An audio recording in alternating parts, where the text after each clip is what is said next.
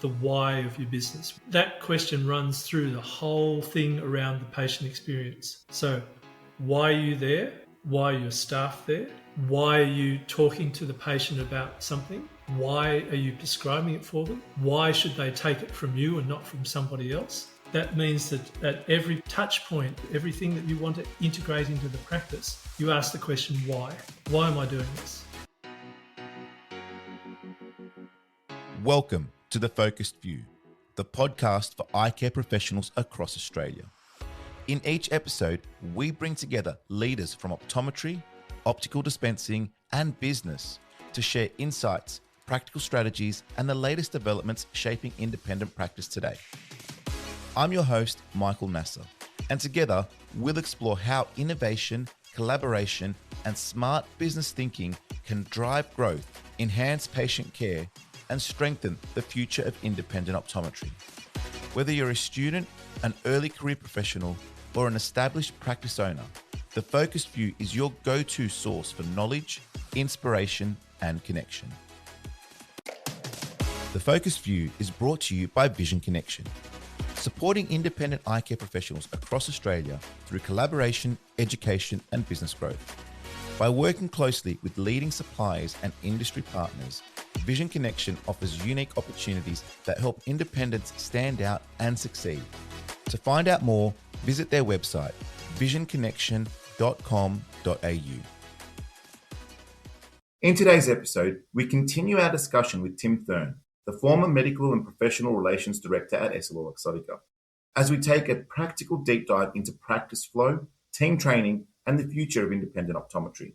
We unpack the importance of structured practice flow, consistent team training, and building resilient systems that don't fall apart when one person is away. Tim also challenges the profession's mindset around competition, positioning, and what truly differentiates independence in a crowded market. If you want to create a seamless, high-value patient experience that drives loyalty and growth, this is the episode for you. Let's get into it. Tim, thank you for joining us again. Nice to be here, Michael. Nice to see you again.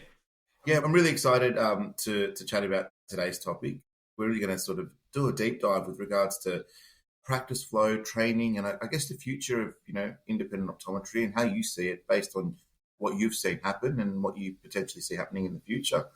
So perhaps a little bit of crystal balling there. But I guess to get things going, when you look at the independent sector today, what are some of the biggest challenges and some of the biggest opportunities that you see? Right. That's a very broad, very big question. I think one thing that is of interest to me is where are people making their revenue is something that's a challenge for them, because that's shifted fairly dramatically over the years. And there's so many aspects to practice these days that I think maybe they're not necessarily looking at exactly where each of their revenue streams are coming from. So that's one challenge, I think, for them, is to really deep dive into that. And I think the other one that I've noticed is trying to integrate this all new medical knowledge or disease treatment, therapeutics, and now they're looking at oral medications as well, making sure that sits with traditional practice as well, which is also medically based. And I think there's a bit of a gap in some people's thinking between, all this medical knowledge, treatment, therapeutics, etc., and the traditional base. But there is so much medical knowledge in the traditional base as well that, and we'll probably talk about this a little bit later on, integrating those two things together as a full scope practice, if you like.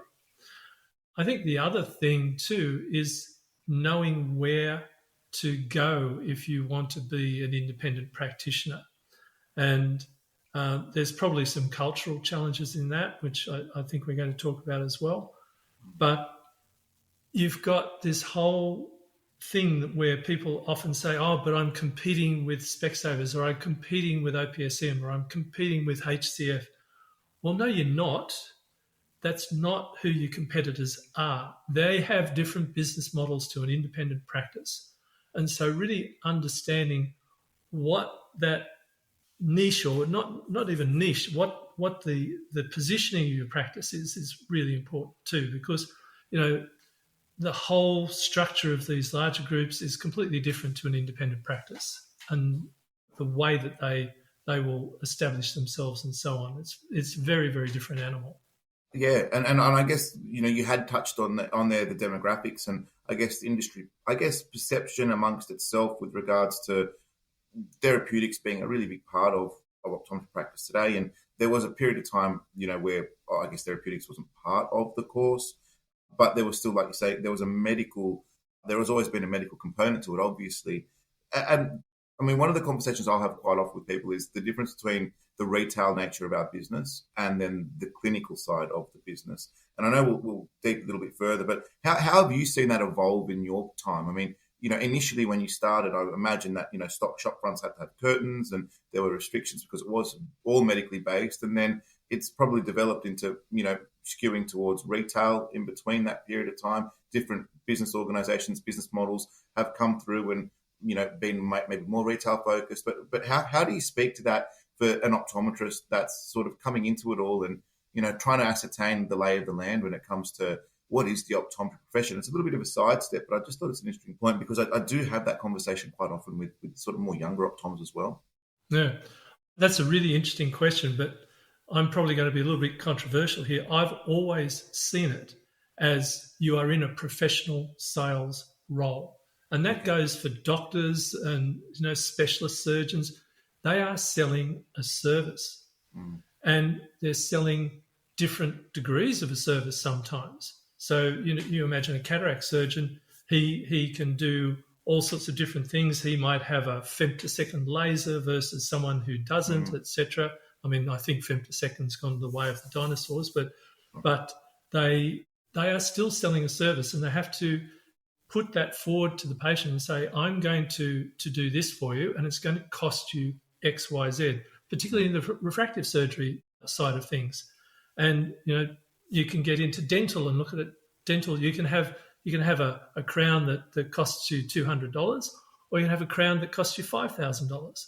And so there's all of the retail side of optometry is the same thing. You can have all these different aspects to your optical care or your ocular care, and you might not be able to afford all of them. And that will include everything from, you need dry eye treatment, or you need a drop for some inflammation that you've got, or you need to go to a specialist, or you need to go and have your blood sugar taken, right through to, you need 3 or 4 pairs of specs to cover everything that you need to do in your life. And so the sales aspect, it's professional selling, it's professional retail, from your optometric services right through to an appliance, to a pair of contact lenses, to a drop. All of those things are retail. And so to me, there's no difference between selling someone a drop or selling someone a pair of specs. It's something that they need and that you're convinced that they need it. And so what you're giving them is a treatment, and it's no different to going to a doctor, a dentist, or any other health professional. Yeah, I think that's a really important distinction to make, or a point to raise, because I feel like there is this connotation of sales being a dirty word, for lack of a better term, but it's almost like it's more of a solutions based mentality, and I think that's a mindset approach, and I feel like the more that the industry harnesses that type of approach, well, then you're not really necessarily selling, you're helping your patient or your customers find a solution that meets their particular needs. And I totally can resonate with that, and I like that way of thinking as well, because it allows you to then contextualize all the services that you're offering and how to perhaps improve it too. So there is the element when you think like that of improvement, all in the name of being in business, which is obviously a big part of independent practice. Yeah. Something I wanted to touch on was, and something that you've probably seen over the years in your experience from when you started to sort of to now, is the shift in demographics of the profession. I guess new graduates, and you've seen over the decades with regards to the diversity that's now in the industry. What's your take on that? And I guess how have you seen that particular aspect of the industry change the way, if at all, the way independent practices operate today? And if you can speak to that a little bit. Yeah, it's been, when I went through optometry, it was very white, very male, And, that was the norm, was about 75% Anglo-Saxon blokes. And if you look at it today, you now have everything from the people from the subcontinent, you have people from the Middle East, you have Australian-born, people from Asiatic backgrounds. So you've got such diversity across, but you've also had this shift to being much more a female profession than a male profession. And that's happened. I really don't know how gradually that happened, but when I look at the numbers, and I'm probably wrong, but I'm just thinking about when I used to speak to the final year students, and you go, right, okay, there are so many girls in there now, and that's probably a reflection on the marks that are required, because I might not get into optometry today. I'm not too sure that I'd be able to get the 99.2 or 98.9 or whatever it is to get into the profession these days. So just to get into the course, you need people who are studious, who are smart, who can also have, I believe at Uni of New South, I think at most universities there's an interview component to getting into the course these days as well.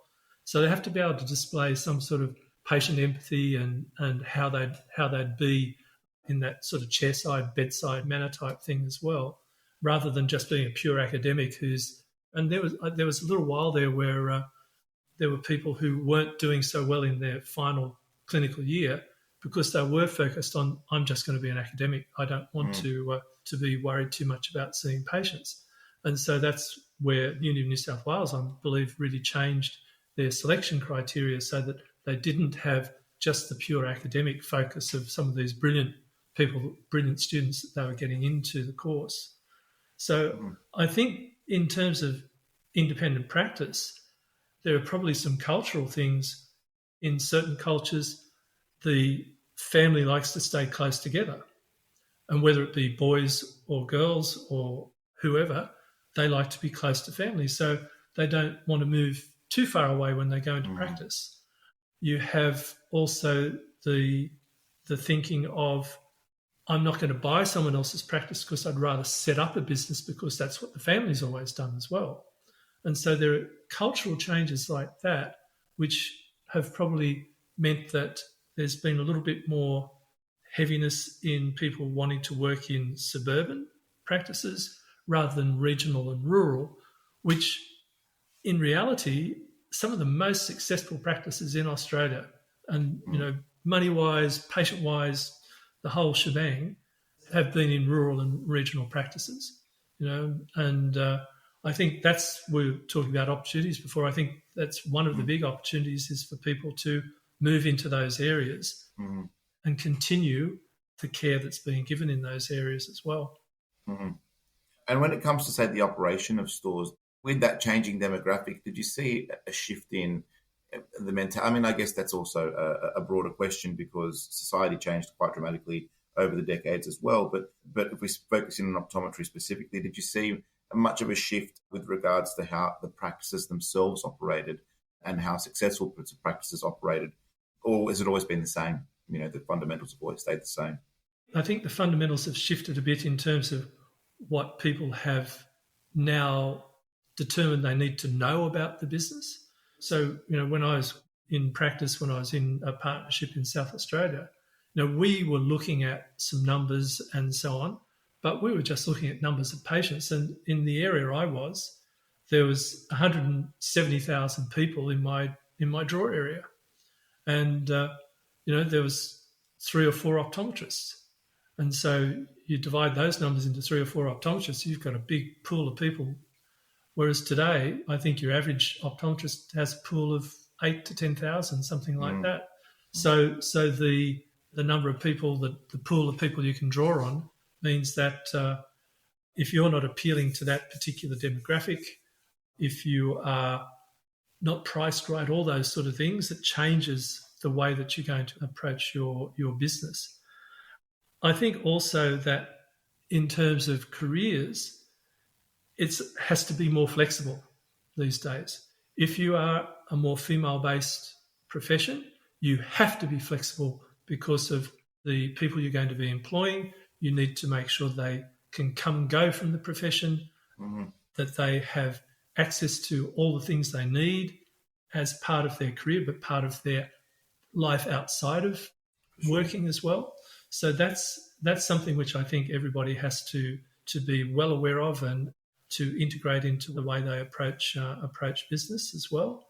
And I've seen some practices do that really successfully, and gradually move people into their business. Again, probably rural and regional, but even in local and suburban, where they've gradually moved someone in by looking at how they will practice and how they'll practice differently to the principle of the business as well.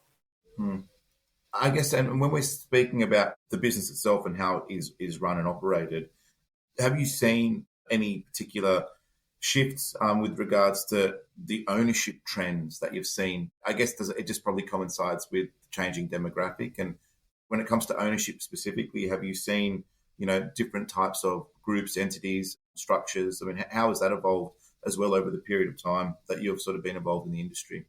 Yeah, I think I've got a couple of examples where you've got people who really commit to an independent practice. And again, these are people I knew when they were students and then came out, and one went regional, one went suburban.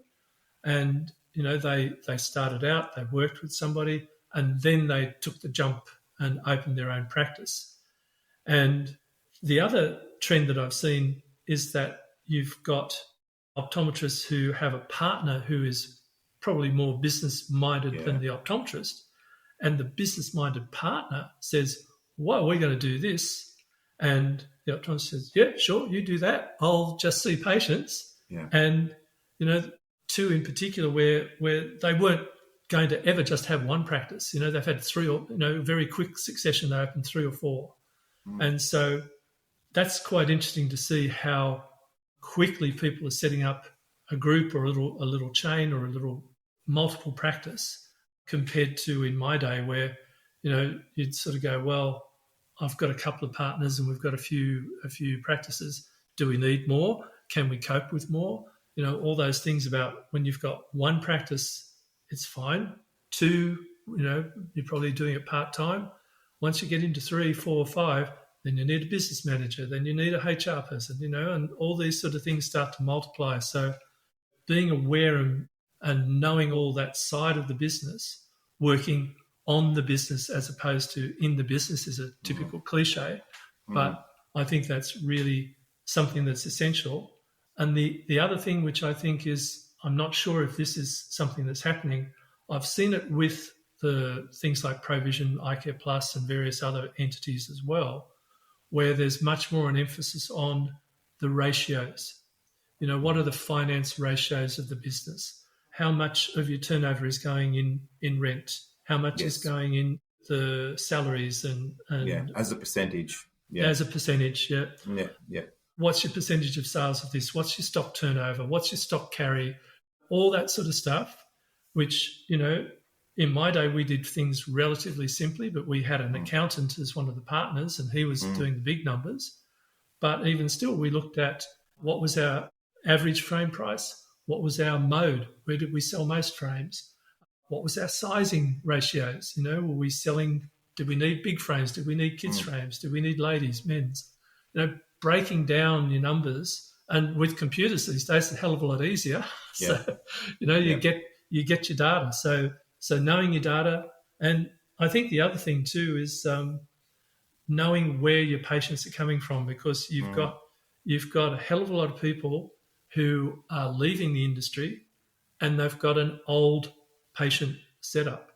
Now, what was their ratio of new patients to old patients? Can you change that? Can you attract new people? What's your marketing strategy? And it all gets back to this thing of how are you going to position yourself in the market? What are you wanting to do as a practice?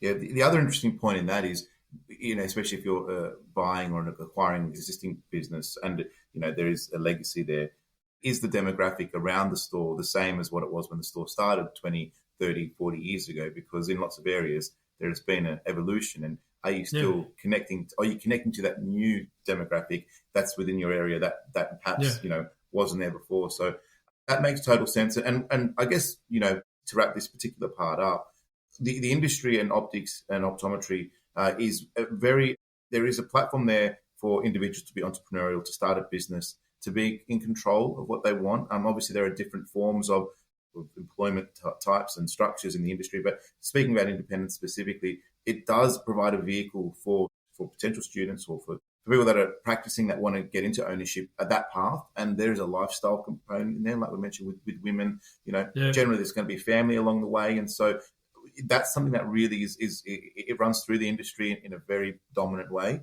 and the industry does very well to cater to that. And it doesn't see it as a limitation at all. It actually is opportunistic in that regard and is quite positive. But I think because we have the ability to create this environment, we can be super, strategic about it. It leads then into, well, how do we be strategic? And I think one of the areas that I want to pick your brain on is your experience with what you've done in regards to patient flow, patient experience. And I guess if we sort of deep dive this as a particular concept, if you were to start a practice tomorrow, what non-negotiables would you build into your flow and into your structure, I guess, for that patient experience to begin with? That's a really good question. And I'll come back to something that you were saying before in a minute. But I thought about this, and this is something that I've spoken on a lot. I would want everyone to know why they are there. So there's a guy called Simon Sinek who talks about the why of your business. What gets you out of bed in the morning? Why are you walking into your practice day in, day out? And that question runs through the whole thing around the patient experience. So why are you there? Why are your staff there? Why are you talking to the patient about something? Why are you prescribing it for them? Why should they take it from you and not from somebody else? So why is really, really important.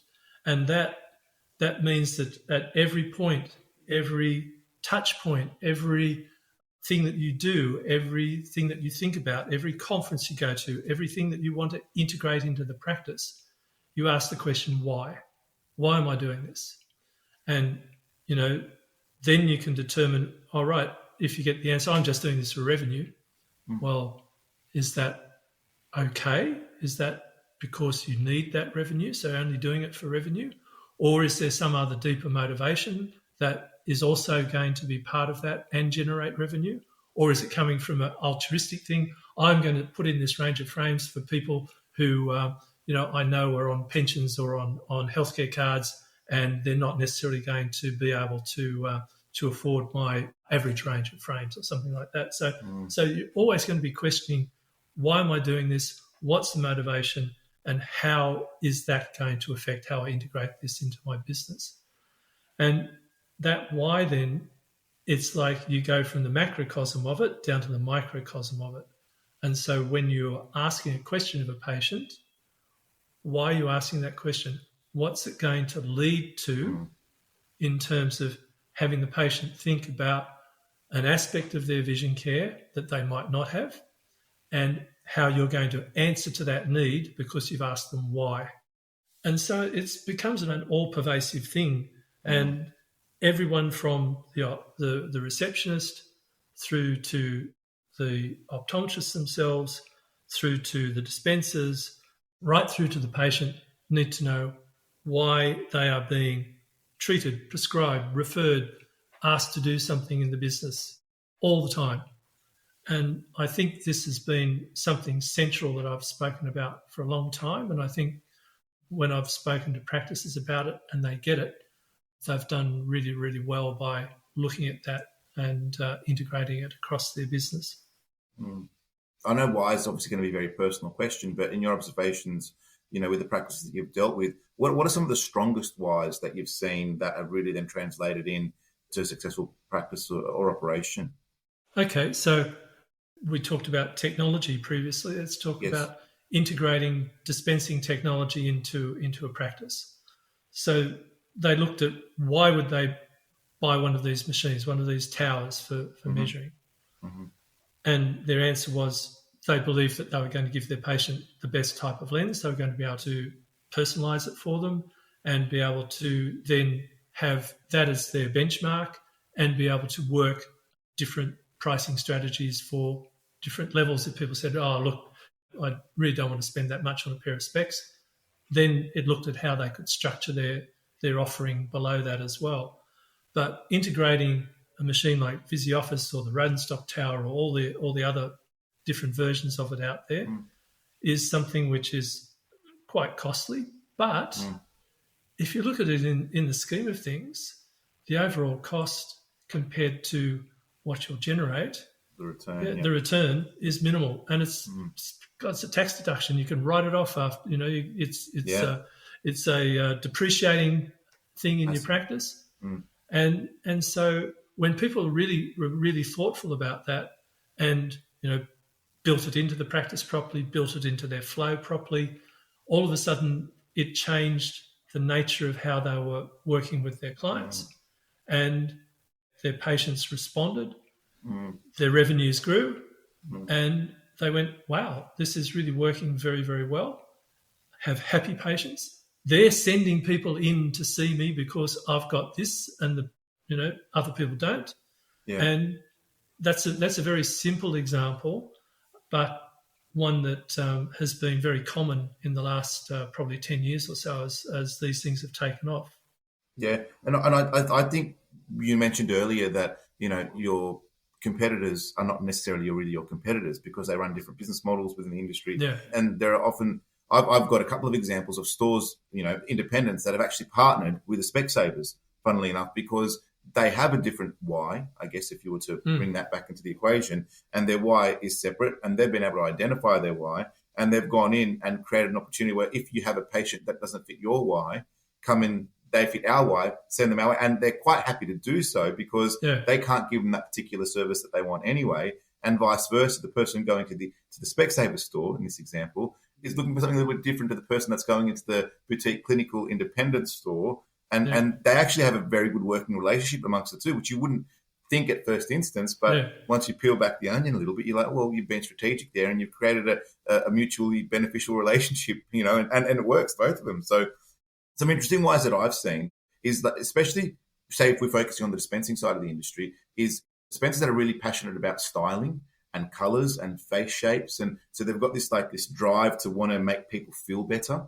They want, they want the frame to sit on the face and just transform them and make them feel, more confident and the like. And so I always feel like that's been one that's I've seen, and this is more dispenser focused. But with optometrists, what's interesting, because I always ask optometrists when I speak to them, so what got you into the industry?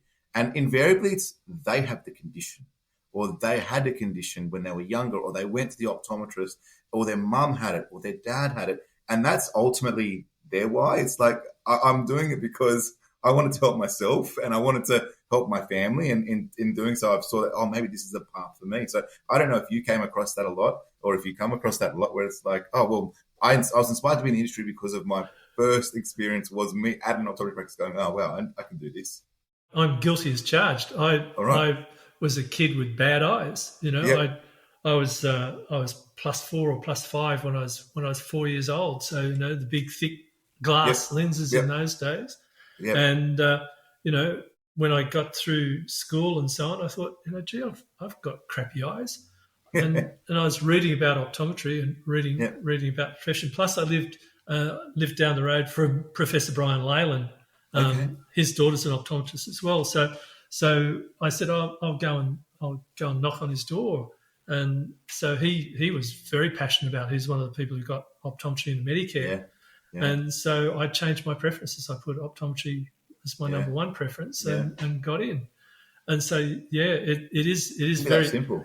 Yeah, it can be that simple. And there's, a lot. And I've got one wonky eye, and I've got, these days I've got much cooler specs, and I had clear lens extraction done. Right. So my script is 1/10 of what it was, and all that sort of stuff. But it's always been about.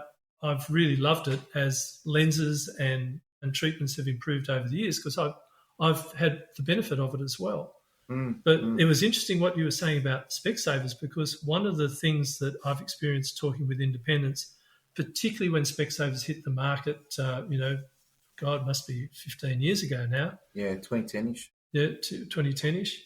And I'd walk into a practice and they'd say, I had to send 5 people away today because they came in looking for the Specsavers offer. And I went, you sent them away? And, well, I told them we don't do it. I said, well, the question you have to ask yourself is, if they wanted the Specsavers deal, they would be in Specsavers. So what's different about your practice? That's such a good point. That person is standing in front of you and not standing in the Specsavers. Yeah. So they're looking not for the deal, they're looking for something else from you. And this is why I say they're not competitors, because you see this all the time. You know, you'll get people who say, oh, look, I've seen a frame somewhere else. But if, as a practitioner, you've sold them on your vision care for them, and this is the lenses you need, and these are the drops you need, and all this, you should be able to say, yeah, go and get your frame and come back here, and we'll fix the glasses up for you. And oftentimes they will. You know, people might get talked into it in another place, but then they have to do a whole new eye test and all the rest of it. But it's that whole thing of being confident enough that you have communicated to the patient what you can do for them, and that they are convinced of that you can say, well, okay, you don't like my frames, go and get the frame you want, come back to me, because, you know, we've had this chat and we know what you need, and, you know, I'm happy to look after you. So being able to be that free with thinking, you know, the early days would have been, I can't do that. They're going to go off somewhere else and I'll never see that patient again. So these days, I think there's a lot less fear around that if you are communicating to the patient the right way. Yeah.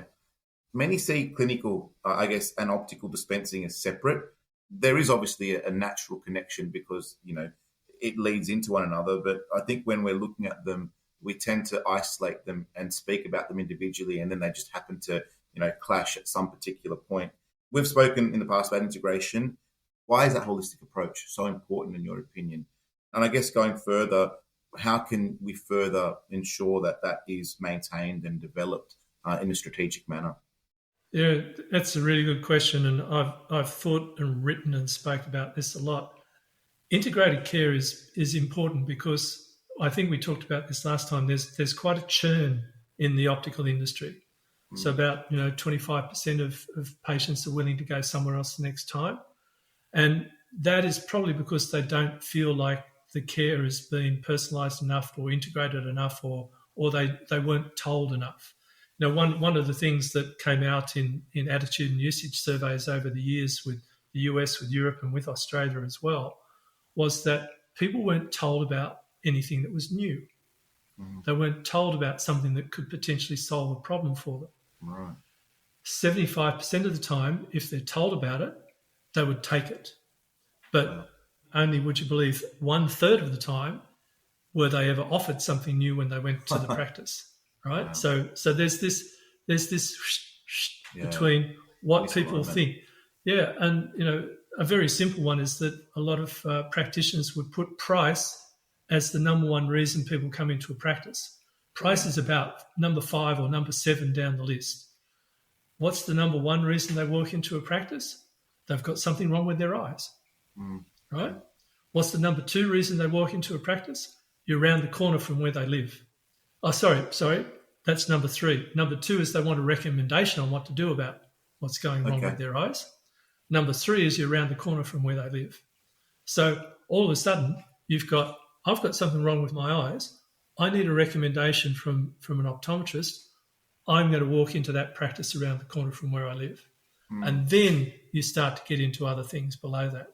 So integrated care is taking that whole thought process around they've got something wrong with their eyes, and even in spite of all our great efforts over the last 40 years, the public just tend to remain a little bit unaware of vision and vision care and so on. You know, they have Dr. Google, so they come in thinking they've got cancer or something. But but most of them are just looking for a recommendation because they haven't got the knowledge.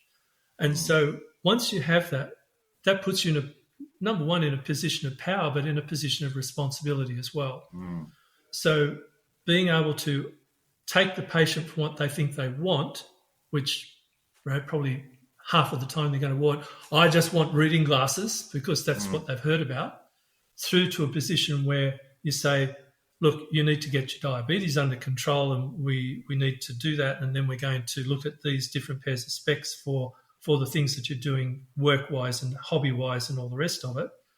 To get them to that position is why you need to integrate everything from that whole point of why, okay? And that comes from questioning the patient correctly. And I'm not talking about, do you want these progressive lenses where you can see far and see near? The patient will go, no. How much does that cost? No. But if you say, because you told me that you like to sit and watch TV and look at your phone at the same time, you're not going to be able to do that with a single pair of glasses. So because of that, I'm going to recommend that you have these. So careful questioning gives you this integrated approach, because you're going to question them about everything from their health through their ocular health through to their optical needs. And the optical needs are physiological. You know, you've got a really simple one is bifocals. And this is a thing that changed the practice's perspective. One of these ones where I had new guys wanting to really get a practice moving. You know, they were buying a certain level, and then within 3 months they were buying 4 or 5 times that level of product because of the way they changed things. But, you know, if you say to a bifocal wearer, I'm going to change you into progressive lenses, they'll go, why? Mm-hmm. If you say to a bifocal wearer, how afraid are you of falling? And they go, oh, yeah, you know, how much do you think your bifocal contributes to your fear of falling? Oh, you know, when you're crossing curbs, when you're going downstairs. Oh, okay. So we should look at changing that for you, because we see these things as a risk for falls. And falls are the biggest killer of people over 70. Wow. You know, yeah, one of the biggest killers. And, you know, this is something I do with practitioners because they still think, you know, bifocals are valid, which they are in certain circumstances. But for sure. when you take the aspect of someone's health and you say, okay, if this person is afraid of falling and they feel that their bifocals are contributing to that, you need to change them. You need to do something that's going to help them, because if you're over 75 and you fall and break your leg or your hip, 30% of people die within 3 months. Yeah, that's powerful. So now you've got a whole different reason for the practitioners to start speaking about things, as opposed to just leaving it on the shelf or leaving it to the dispenser. You know, it becomes a moral obligation now, you know, once they know the stats and know all that sort of stuff.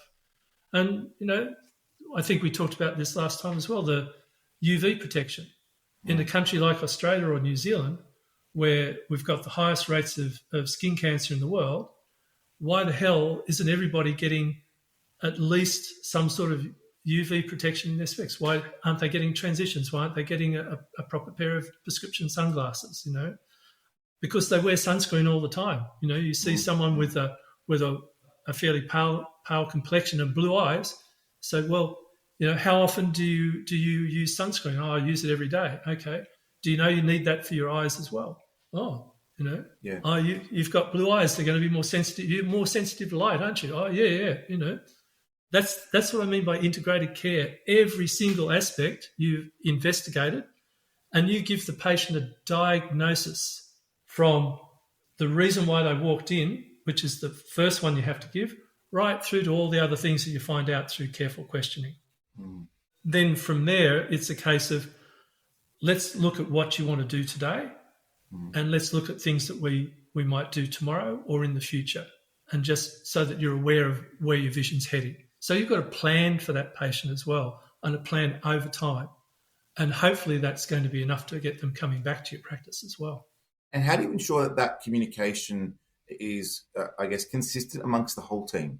Because you're probably going to have a situation where the optometrist may be a little bit more seasoned with this, but maybe the dispensing staff or the retail staff don't feel adept or don't feel, how can you ensure that the practice as a whole is in unison with this particular concept of integrated, this integrated concept?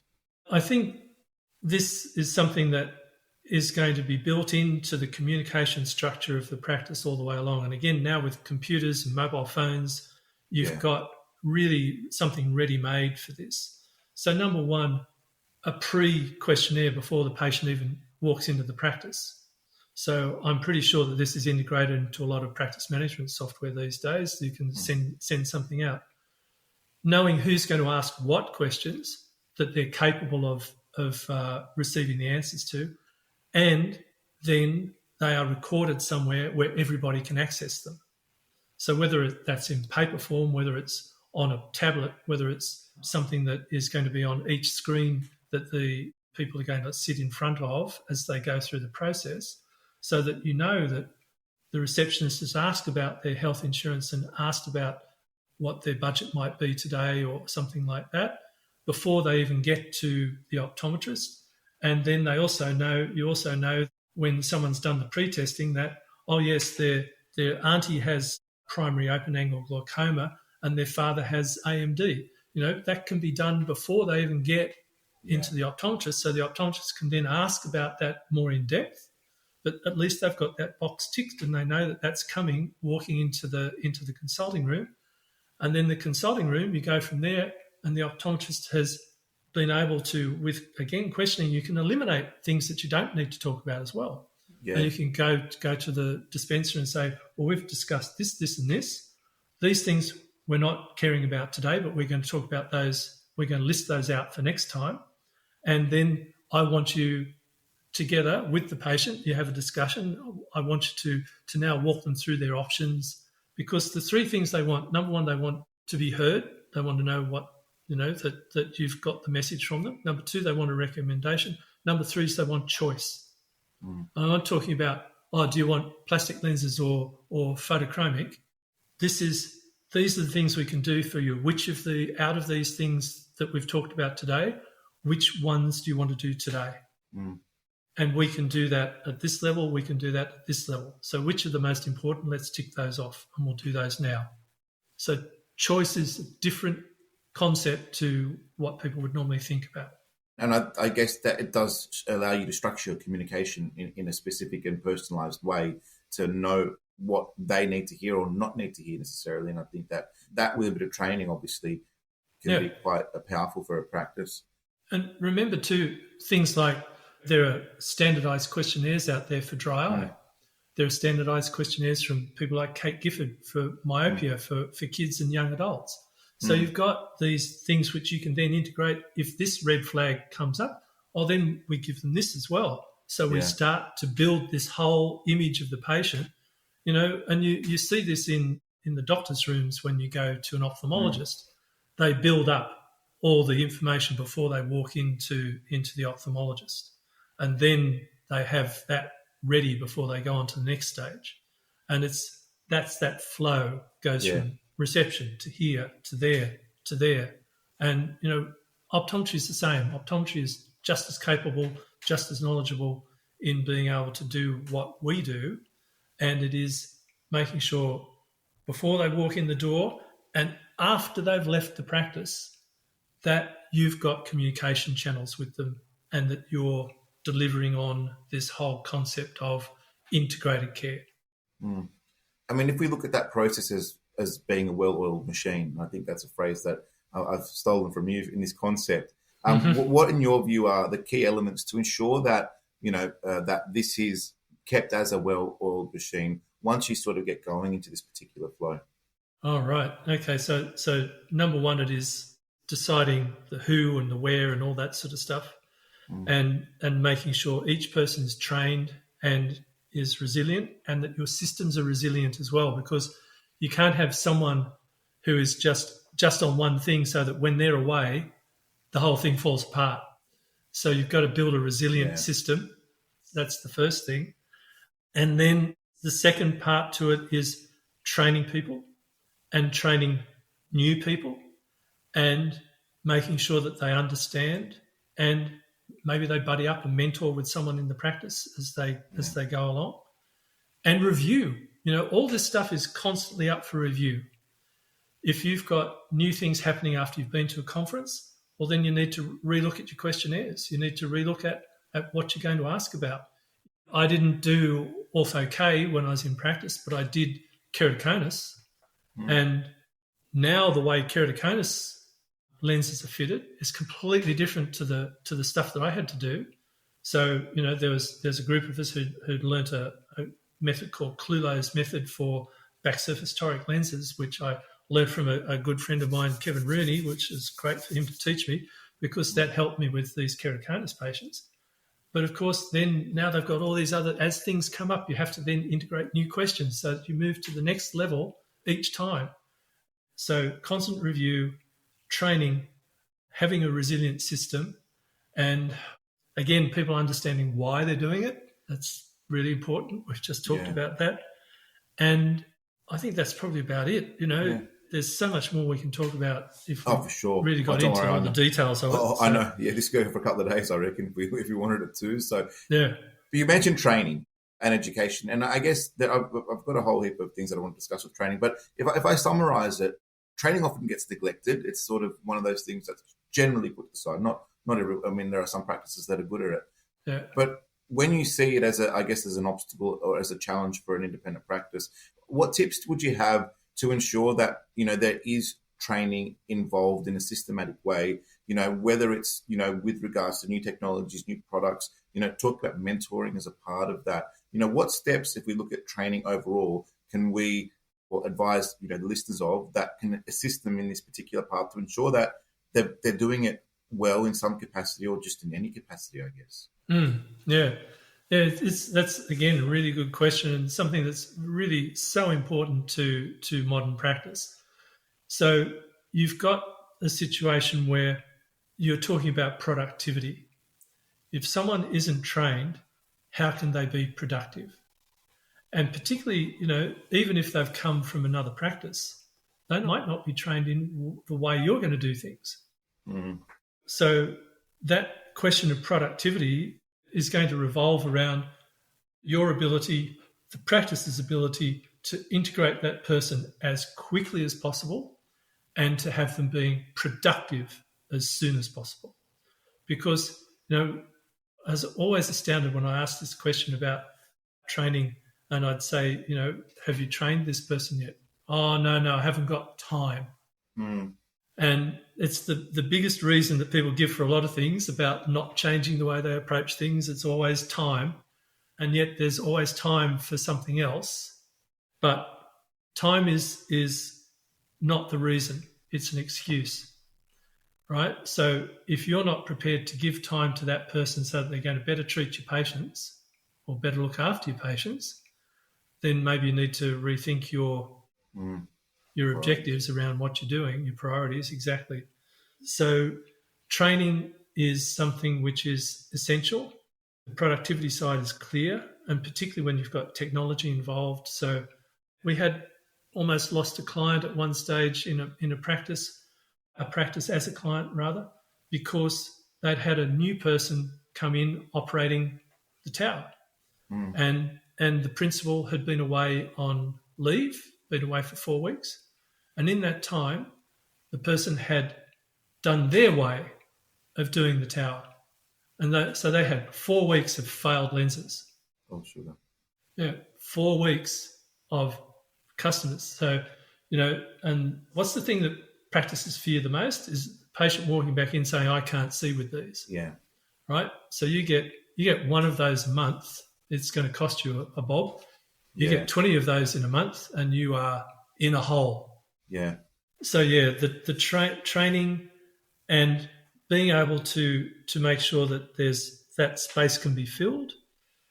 If you haven't got the knowledge, there's TAFE, there's ACOD, there's places where you can send people to get optical training. There's actually a vision science course. If you want people to be at that level, you can take someone, they haven't necessarily gone on to be an optometrist, but you've got a vision scientist coming into your practice. So change the level of who you're going to hire. Look at what are the requirements of someone walking into your practice. So a vision scientist, you might be able to give a whole lot more work to than someone who you want to be a dispenser, and dispensing in itself. People say, oh, all this new stuff is taking away my job. No, it's not. It's actually ramping up your job. You've got a whole lot more stuff to do with modern dispensing today than you ever had before. So don't tell me that you need to do this because otherwise it's taking your job away. It's not. Your job is amplified and you need to have the skills to be able to do it as well. Yeah. So, and I think there's also room for the whole practice to train on things as well. Communication skills, we've talked about that. If you're going to ask questions, you need to know how to ask them. Asking an open-ended question so someone has a discussion with you, being able to find different words so someone can understand what you're talking about, making sure that Granny understands what you're talking about, I think that's a really good point, because so often when we think of training, and we've also got suppliers that assist in training, and they're generally pretty specced up with regards to courses and and guidance that they can provide and utilizing them. But when we think about training, we invariably think about product and product association with regards to the technicality of the product and being trained in that. But there is a whole human side of it, communication side of it that we probably neglect. And so I feel like there's a lot of room for improvement there. But let's just say, hypothetically speaking, a store is interested in that. How would they best find, a solution to that? Is it something they've just got to outsource themselves? Are you aware of any particular, programs or any particular, references? And that's just, I know it's putting you on the spot there, but there's, in terms of communication skills and so on, and even management, there's the Australian Institute of Management does heaps of courses. Okay. You've got TAFE level courses. You've got registered training organisations. There's another thing that's integrated with TAFE as well, little night school short courses, those sort of things as well. So it's just a case of looking for it. And again, it's a tax deduction for the practice, but it's a revenue generator as well. For sure. So making sure that you can train your staff and they use that training, they use those skills every day, sending people on conferences, there's always stuff being done on those. And talk to your supplier. Suppliers are always happy to do stuff. I mean, the biggest question that I'd get asked would be, that's great product, but how am I going to sell it to my patient? How am I going to talk to my patient about it? So we used to, years ago, we started writing these things down where we'd have a one line, what are the benefits? What are the things you can say to the patient about it? We did this innumerable times, product after product. This is for the optometrist to ask. These are the answers that you might get. These are for the dispenser to ask. These are the answers you might get. And, it's really something that's a constant effort to do, but it's something that returns, 5 times what you invest, at least. Yeah, and the importance of it obviously can't be understated, and I think we've done a good job at addressing that pretty extensively. I want to change tunes slightly, and I want to speak about the future of the industry and how you see that. And again, it can be a more generalistic thought in terms of where you're thinking things are going to be. But I guess in some ways, if we can incorporate what your thoughts are on, where the biggest opportunities might exist, for independence over the next decade, whether it be niching, whether it be, patient experience, different business models. I guess what's your summation of it all? Oh, that's such a big question these days. When you think that there's been so many times when people have predicted the demise of independent optometry. So I've heard that every year for 45 years before I retired. Every year, I've told you it's going to die. Where it's the death of us. Specsavers are going to kill us. I shouldn't. Sorry, Specsavers. I'm not singling you out. It's just a comment. But it is this thing. It's always the glass half empty sort of attitude to optometry. But you look at where we are now. You have therapeutics and all sorts of health assessments, ocular assessments. You've got more lenses today, like, the 19 pages of iTalk, 490 pages of iTalk, more products, more frames, more fashion. My partner was in fashion. She was a fashion designer, had stuff at Melbourne Fashion Week and all sorts of things. And she'd talk about integrating fashion into optometry as well. So there's so many different avenues that practices could go down that leave them open to asking that one very clear question: what am I positioning myself on? So I think the one that is coming up is wearables. So you've got Meta, you've got Google, you've got Apple, you've got Amazon, all of them. And this was something that I spoke about probably 5, 6, 7 years ago. I said, why is Facebook buying shares in health companies? Right? Why is Amazon buying shares in health companies? This was something that was predictable, that was coming, and the change in computing is going to drive us even further down that path, because once we start getting into these tiny computers, these new possibilities for having much more information fed by these tiny things, which gives it much more power, as that computing power increases, so are the things that we can do in specs is going to increase so much more with wearables that are going to be integrated. So you've got, that's a future which is only this far away. You've got all this stuff that's current, with the coatings, with the lenses themselves, with the personalization. And then what are the other things that are going to keep me interested as a practitioner? Because I think this is one of the biggest challenges if you're going to look at the future. I need to stay interested, because if I'm there going 1 or 2 all day, right, if that's your life, it becomes fairly dull fairly quickly. But because you've got all these other things, which path is going to be something that keeps my interest, which I can generate revenue with, so I'm not doing it for nothing so that my business fails because I don't have enough revenue? And how am I going to look to the next thing and keep my practice growing? Because you need the new patients and you need the old patients. Otherwise, your practice is going backwards. If your old patients are dying out, you're not replacing them with enough new patients.